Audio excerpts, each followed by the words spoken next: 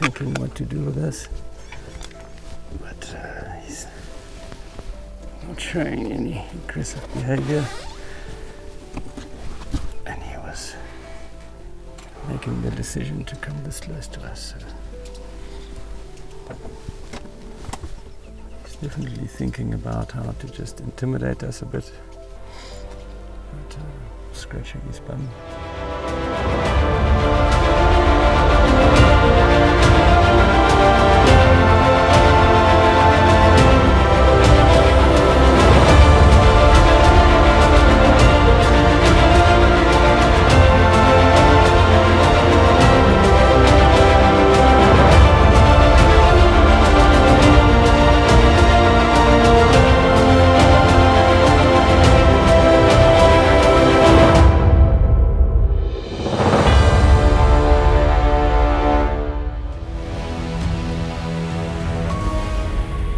Serengeti Show Life, welcome guys, another day and beautiful weather, or better than yesterday, so no rain, less bouncing around, so we're going to see what we can find you today.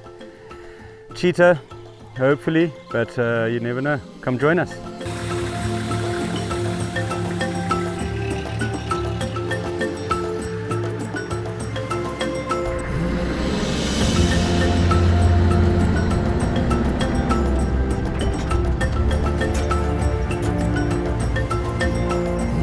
Okay guys, looks like we've bumped into some bat-eared foxes, and they are this time of the morning such a playful bunch.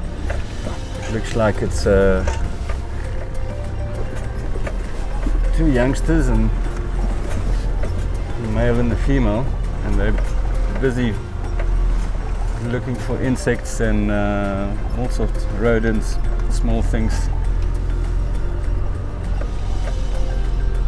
They're very playful this time in the morning, so let's see if we can get closer. They are a little bit skittish, but we'll just have a very careful approach. And yeah.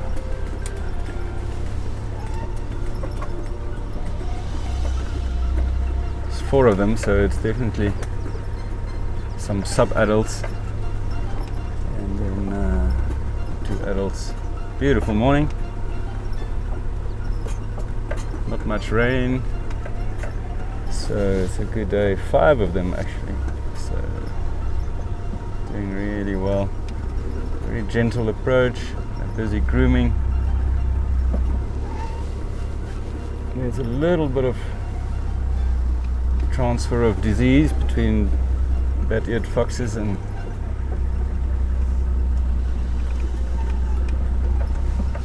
other cats, so but really cute.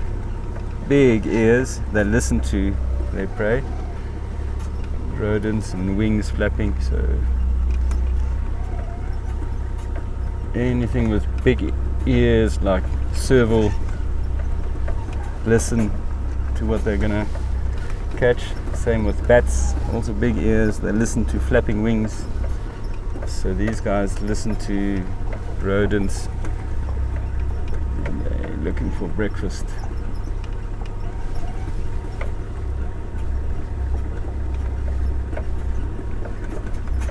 I think we have a good spot here, so I'll just give them some time to relax. And wow, beautiful ears. So I'll just bring out the long lens, and then we don't have to disturb them.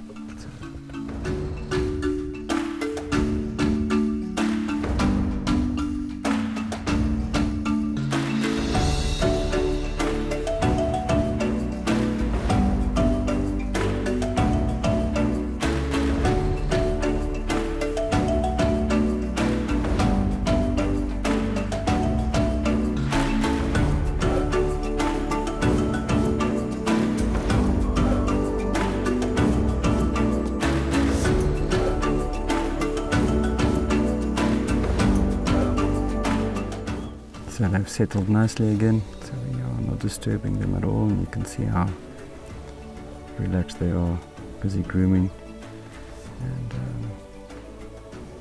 wildlife sightings are all about just observation from a distance, and we don't have to get too close to them and disturb their morning routine. So beautiful to see.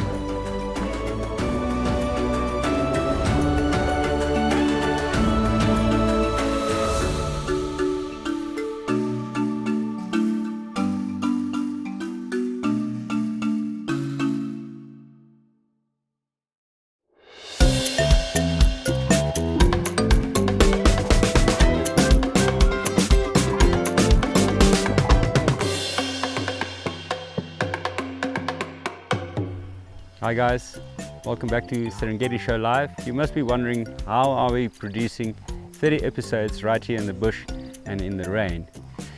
First of all, you need power. So we're generating power with our solar panels over here, and there's a big battery bank over there. We then invert it to 220 power and we charge all our things for that. So a very nice sustainable way of production. Then come and have a look at a bit of the equipment.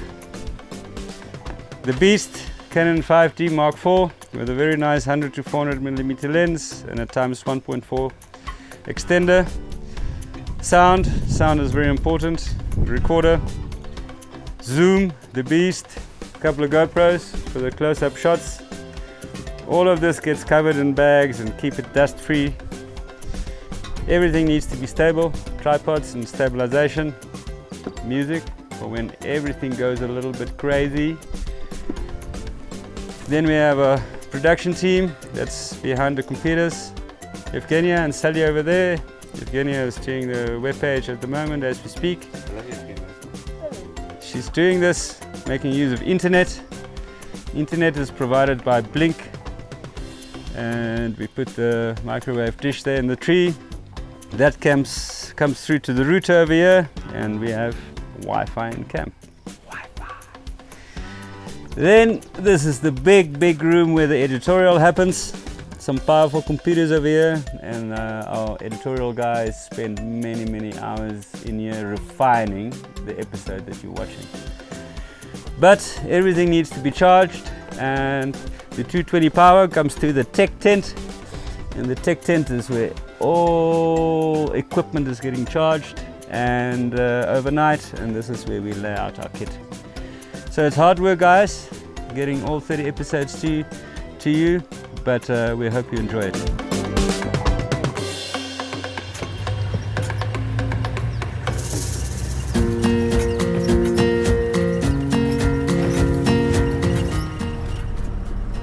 Guys, some beautiful Cokes hartbeest, as in Coca-Cola, C-O-K-E, and they're part of the hartbeest family. And a very distinctive thing about hartbeest is they've got a sloped back and very good runners, endurance, and very good speed, sharp horns that they really use well, and beautiful. Let's see how close we can get, but quite relaxed. So quite a few species of hartbeest, but here in Serengeti you have Cokes hartbeest.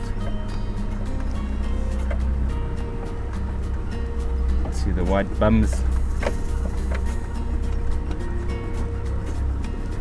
They come out here into the marshes for safety at night, and from here they will slowly go out for grazing. Stunning to see. There's a baby.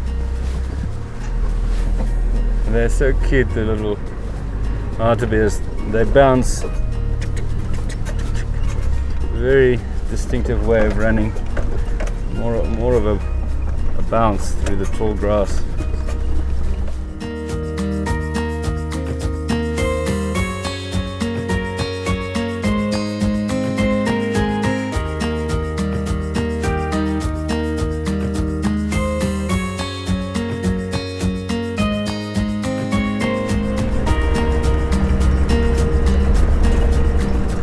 Guys, a beautiful elephant, bull elephant, and we're going to try and get to him before he disappears into the big marsh areas here. And a really incredible to see elephant. They are very special things to have a look, and lots of respect for elephant. So we will handle him gently and give him some time to get used to us, and we'll see how close we can get. Beautiful, beautiful elephant. So elephant communicate really well. They tell you exactly how they feel, and we'll just show you the signs of elephant language. So you might see a shake of the head, a trunk that's curled up like that, and that's all communication from the elephant to us to respect his distance and comfort zone. And as we can already see, he's quickening his stride a bit, so we're going to go around him, and he feels a little bit vulnerable with a bit of a ridge on the left of us, and there's a marsh on the right, so we're going to just give them a bit of a wider berth. What we will do then is we will put ourselves in his way, and then he can make the decision how close he wants to get to us. So let's see, maybe we can sneak past here.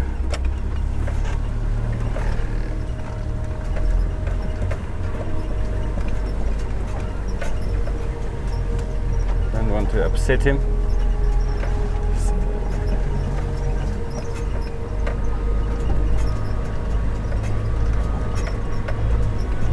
Just going around. See how close he wants to get to us. That's the key with the elephant. Every animal has its comfort zone and comfort distance, and it's much better if they can make the decision on what that distance exactly would be. So we're going to just try and get through here.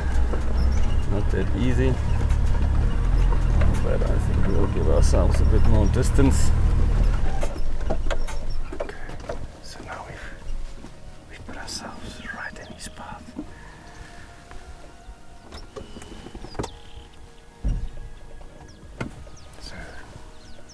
Now you'll see, you'll start thinking,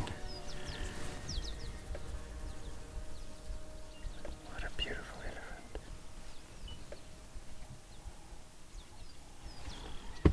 Okay, I'm going to just go a little bit forward.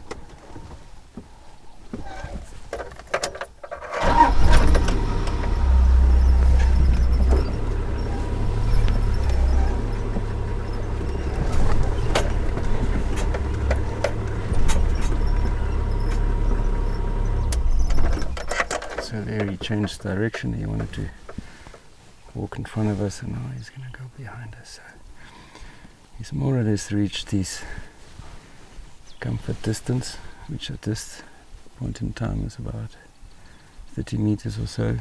So he's now decided to go. It will give him time to relax. With animals, you have to give them time to become comfortable with our presence, and then he will realize that we're not a threat. You can see with bull elephants, they've got a round head, the females a lot more square. Beautiful tusks, very functional, and not too long, so you can actually use them.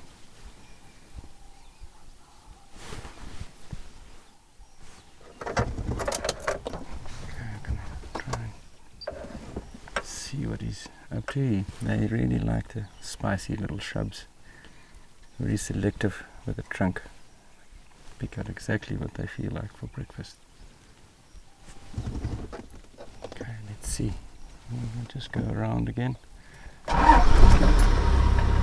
Let's see what he's up to.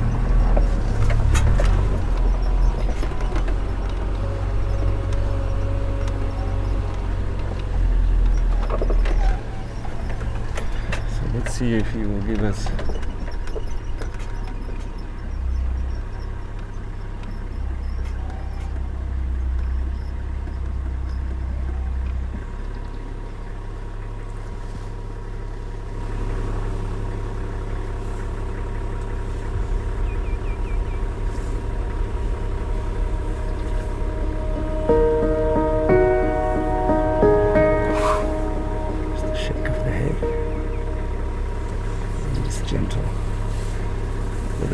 first communication.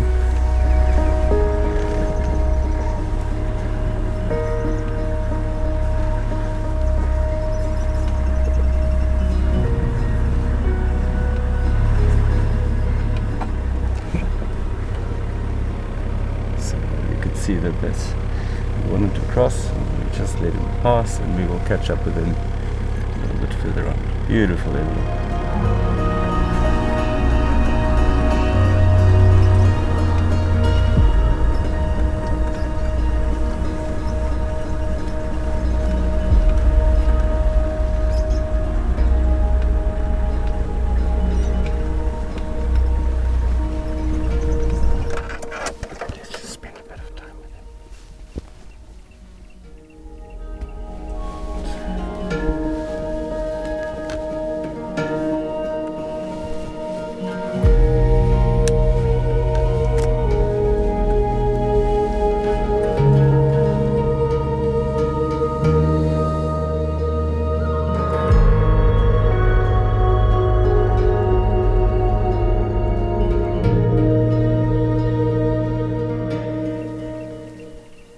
Feeding, so that means he's quite relaxed, otherwise he wouldn't be eating at all.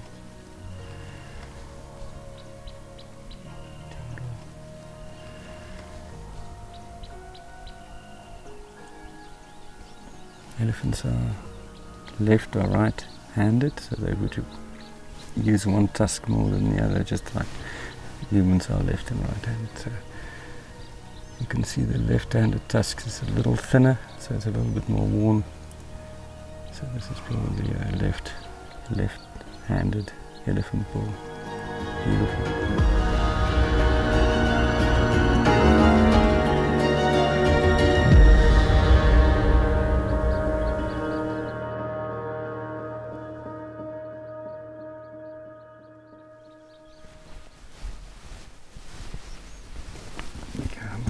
Go around, and hopefully you will do another walk past.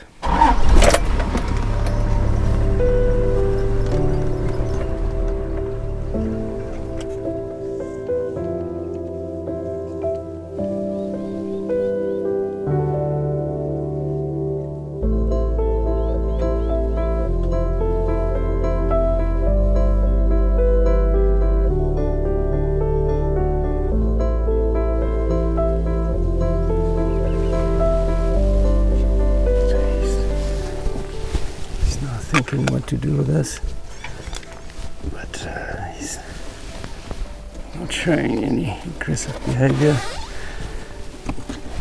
and he was making the decision to come this close to us, so he's definitely thinking about how to just intimidate us a bit, but scratching his bum, and then he just walks off. He made the decision how far he wants to come past us.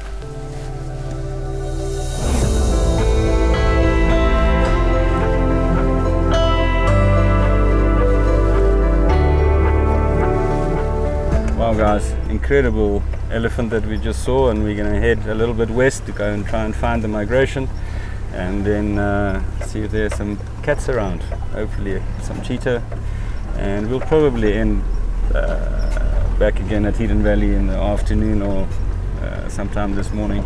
It's just such a stunning place. Let's go see what we can see.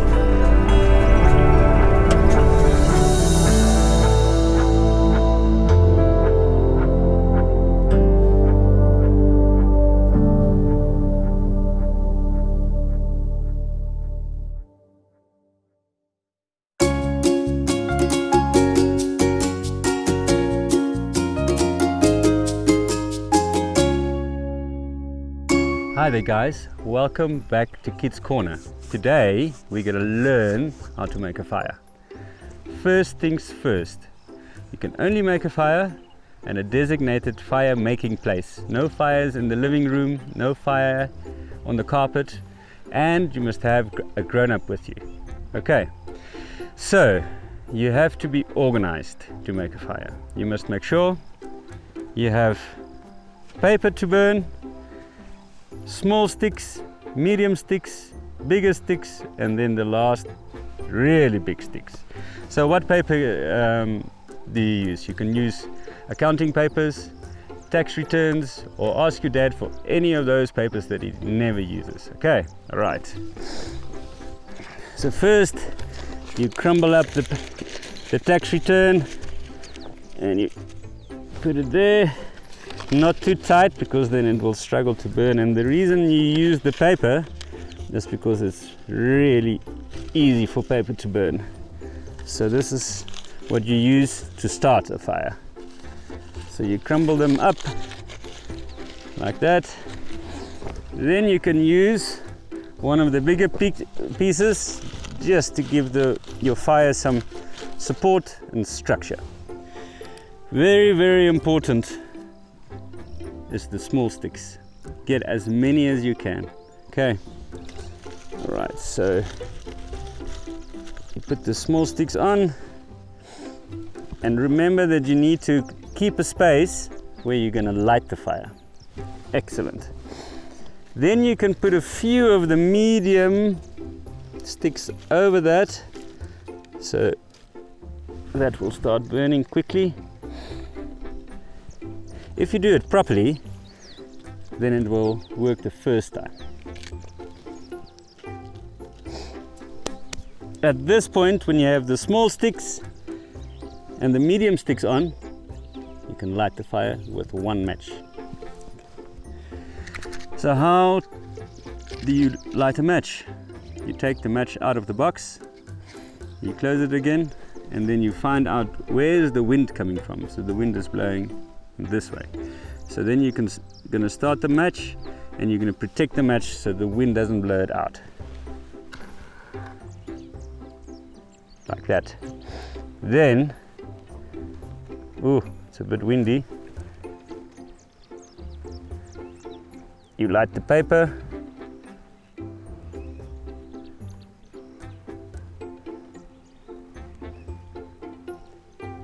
You can light the paper in a few places. Well, that's good. And because the wind is coming from this side, I'm also going to light it here.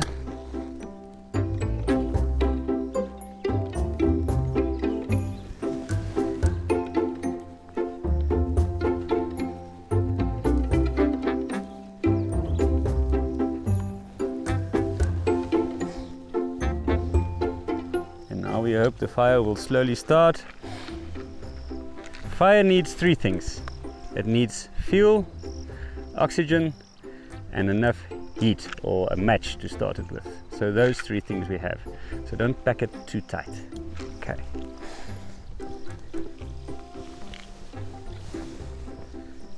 Let's see what's going on.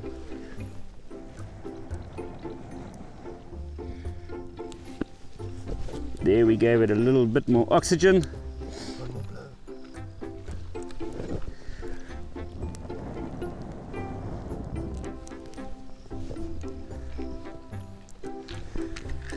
Once you see the little sticks are starting to burn, then you can add some of the bigger sticks. Don't squish it flat too quickly, just, you see that one is a bit heavy.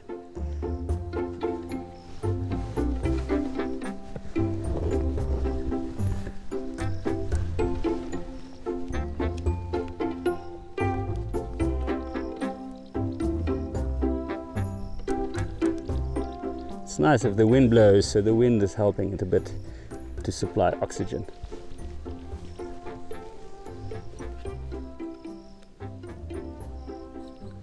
It's good to be patient. Don't add them too soon. And then that's how you build a fire, guys. Watch again tomorrow for another episode of Kids Corner. Hi guys. What an amazing fire Coral just made. The other thing that's very important to remember when there is a fire is that you need to be careful because fire can burn. So running round and round the outside is not a good idea because there can be loose logs and sticks. They can snap. You can burning. There's no hospitals close to this place. So while we're talking about safety and fire safety, I think it's very important to remember that when you're out in the bush, you do have to take care because things are not the same at home. One of the things that we have here is obviously we sleep in tents, and those tents have lots of long ropes, things that if you're running around in camp, you can trip and fall pluts on your face. And again, we're not close to any hospitals, so we might be able to patch up some blood, but any broken bones and things, tricky. So be careful of ropes. When you're walking around, especially at night, you should rather walk in twos because at dark, things get different. It's a little bit scarier. You can hear lions and hyenas, and you don't quite know where they are. So it's really important to walk with someone because if you're on your own, they could spy you before you spy them. It's also important to take a torch or flashlight with you so you can see where you're going. That means you can see the eyes of the animals and any of those ropes that you might trip over. So take care when you're in camp, be careful and look around, watch where you're going. There's also some holes and things you could trip or fall. And the other thing that's important to remember is that in those holes live things like snakes and there's bugs and insects. So you don't want them to come into your tent because if they want to sleep with you, they're not really a good sleeping partner. So keep your tent closed completely at all times, and then you'll be safe.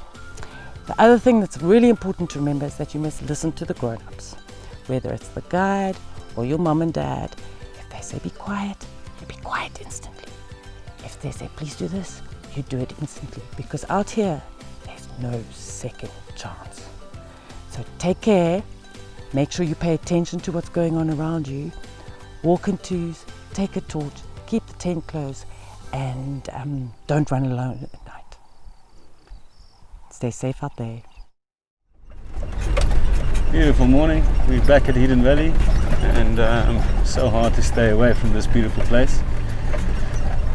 We know there are lions here, so we only saw the lionesses. So let's see if we can find the rest of the pride. Have a look.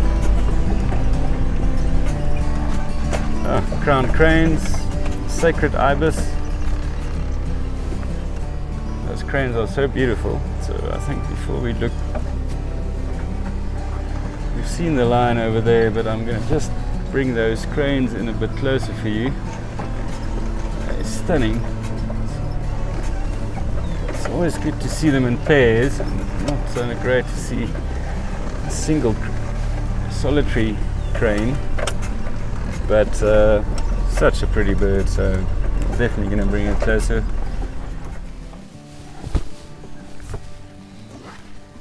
If you are distressed or that we are driving off-road in the Serengeti, we have a filming permit, so we have special permission to bring you the Serengeti during this time, so no need to write that nasty email. All our papers are in order.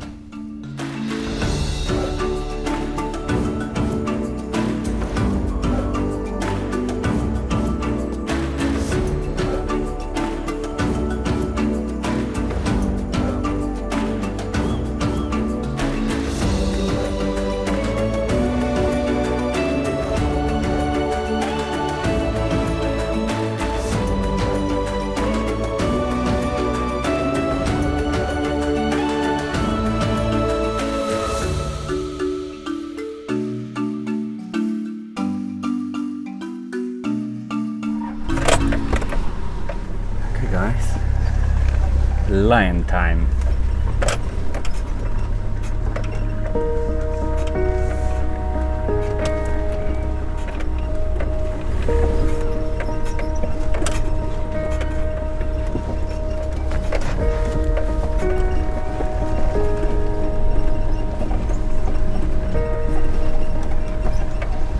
Yeah, definitely heading in this direction.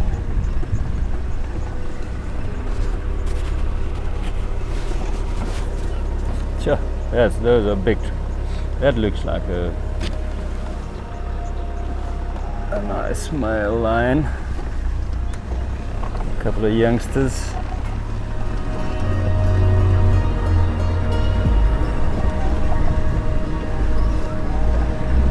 So I'll just follow the tracks here. There they went.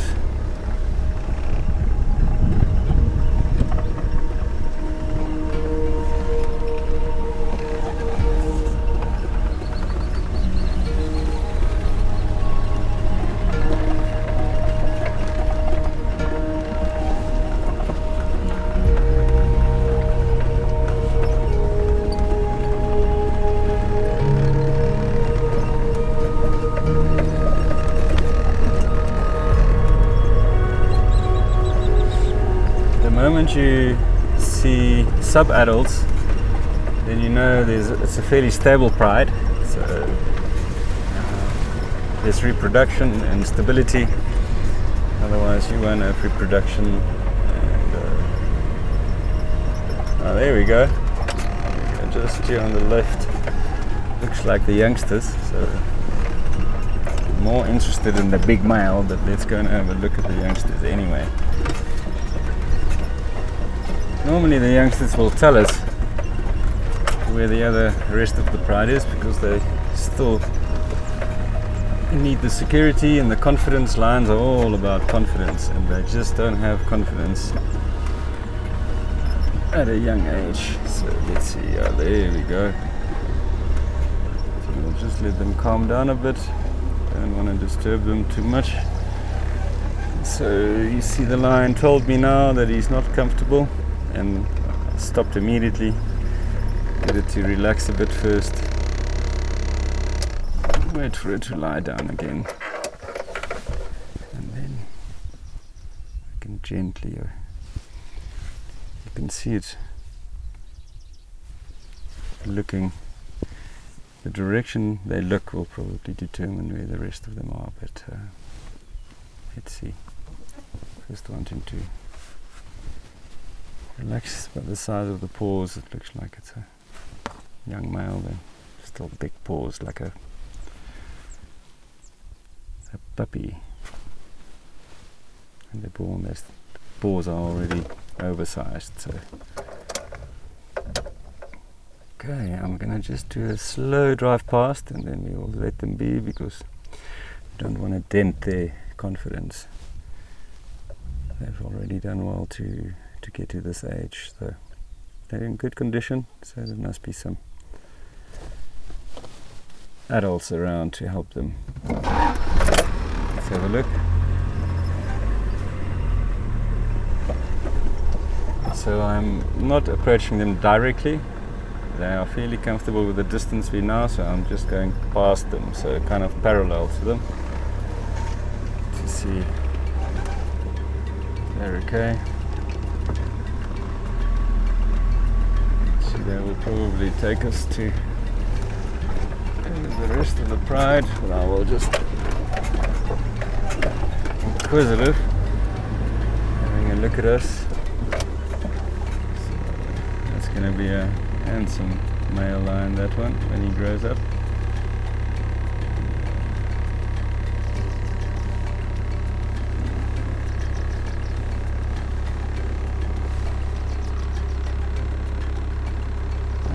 A drink, beautiful.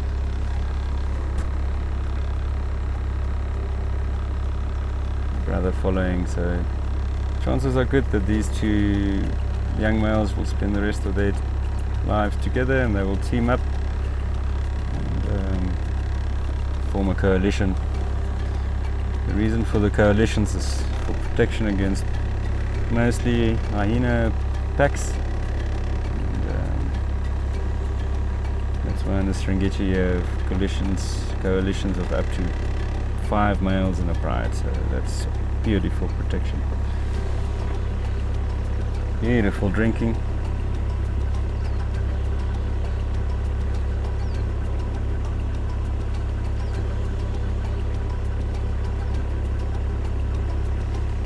Okay, seems that they're comfortable again, but I think we'll just let them be. We'll go look for the adults. Look at that close bond they have already. interaction there. There's generally a very tight bond between siblings. So let's have a look.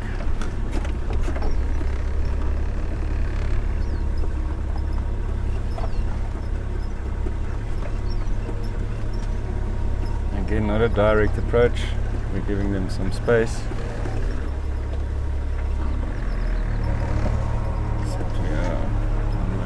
There at this pace, so I have to go a little bit closer.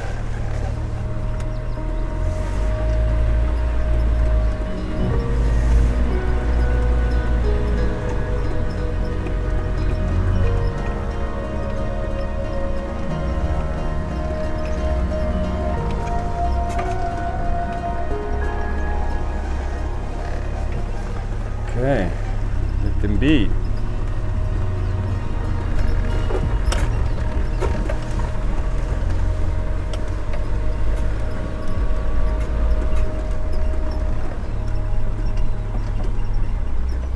Quickly they disappear, huh?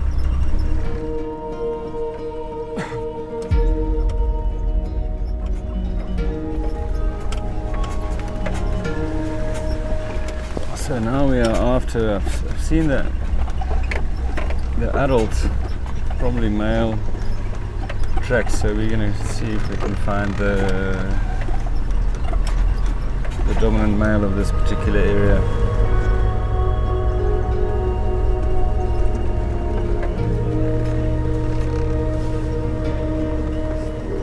Through a similar process, give him some time, but wow, big mane, looks like a gentle face, but a magnificent mane on this line that we'll just show you now. Oh, tough out here. That's a beautiful line. Seemed to be quite relaxed. He just lifted his head up.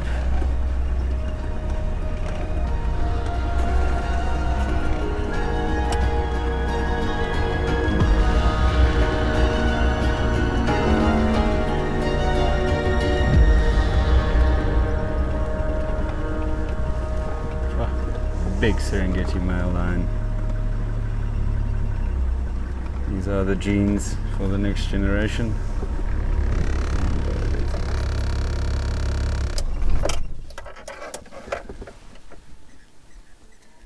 Now these lions could sleep up to 16 hours in a day, and generally early morning they would get up, they give a big stretch and a yawn, and then they will move off, perhaps for a drink or to go and patrol the territory.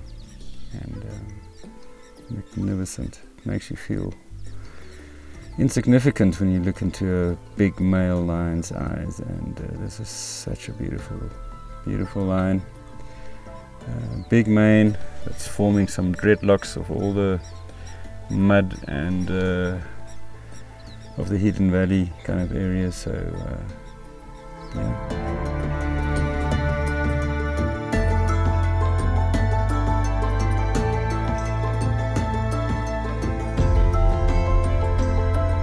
Okay guys, it's been an incredible morning.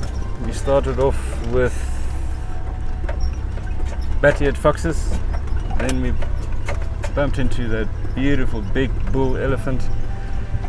From there we saw these lions at Hidden Valley, the sub-adults, and then there's a beautiful male.